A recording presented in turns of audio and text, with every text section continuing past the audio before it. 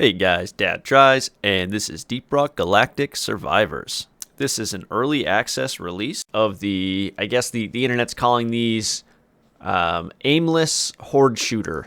That is the genre that is Vampire Survivors and Halls of Torment, which is an awesome one, better than Vampire Survivors in my humble opinion.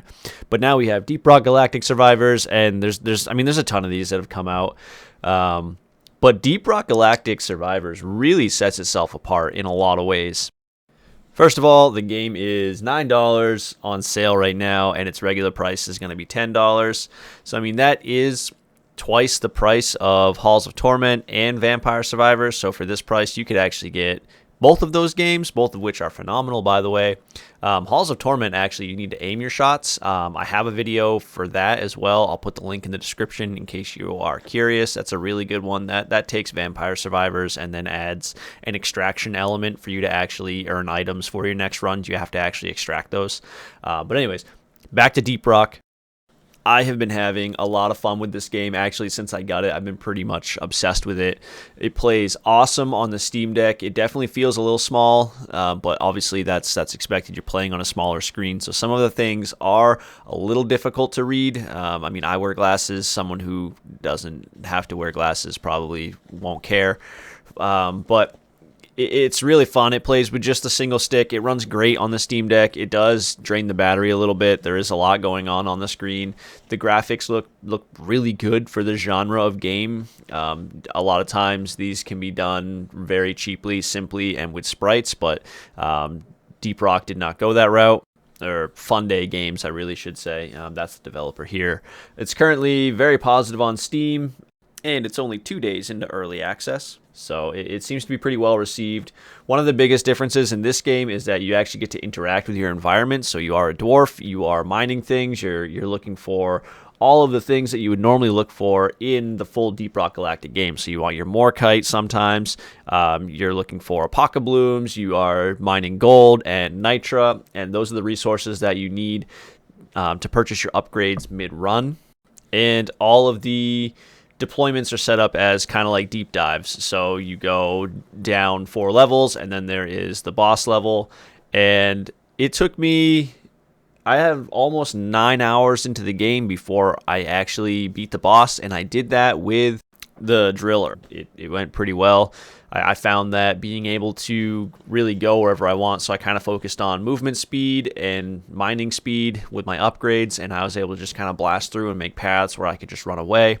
And then it would passively spawn these fire turrets, and I'll show the footage of that at the end of the video. But that's how I was able to beat the boss the first time, and it took me almost 9 hours to do that. So going through with the other classes, there's 4 classes total, just like in Deep Rock Galactic. You know, the regular Deep Rock classes that we're used to playing, the Scout, the Engineer, the Gunner, and the Driller. And in this game, they're all pretty true to their classes as you're already used to them being. So you kind of already know what to expect when you select a specific class. You only have the Scout unlocked by default, so you've got to work to unlock the other 3.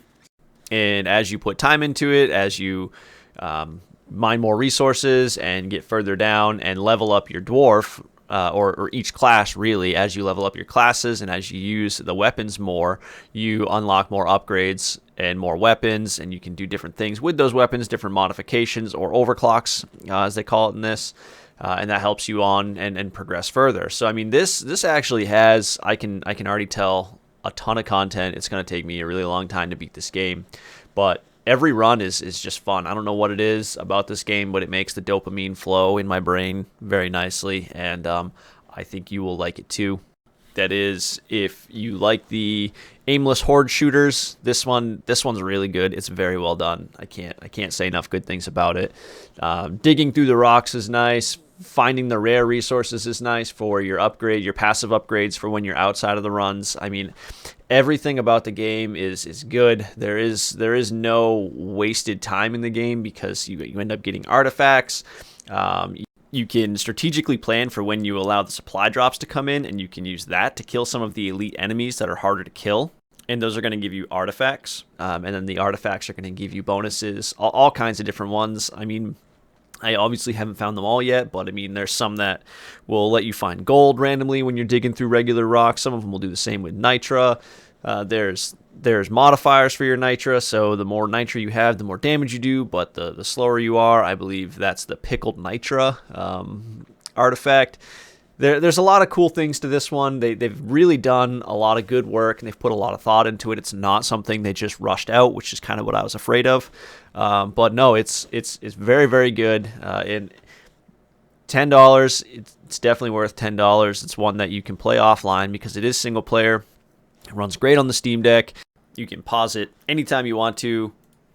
The gameplay is simple enough that it doesn't take a whole ton of energy devoted to the game to be successful, but it's also not mind-numbing at the same time.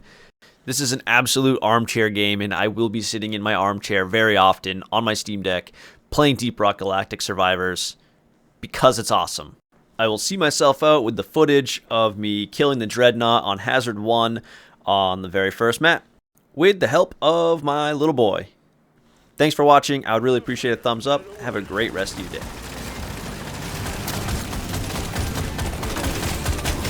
How's he so armored?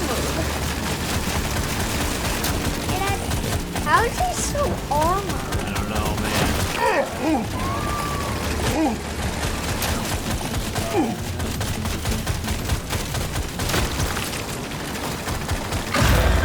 Resting down, miner, to complete your all-over excellent job. Drop pod has arrived. Get there before the timer runs out. The drop pod is not going to hang around. Get out of what? Shit. Get to it. There it is. It's right from you. In the ship. Impressive work, miner. The Dreadnought never knew what hit it.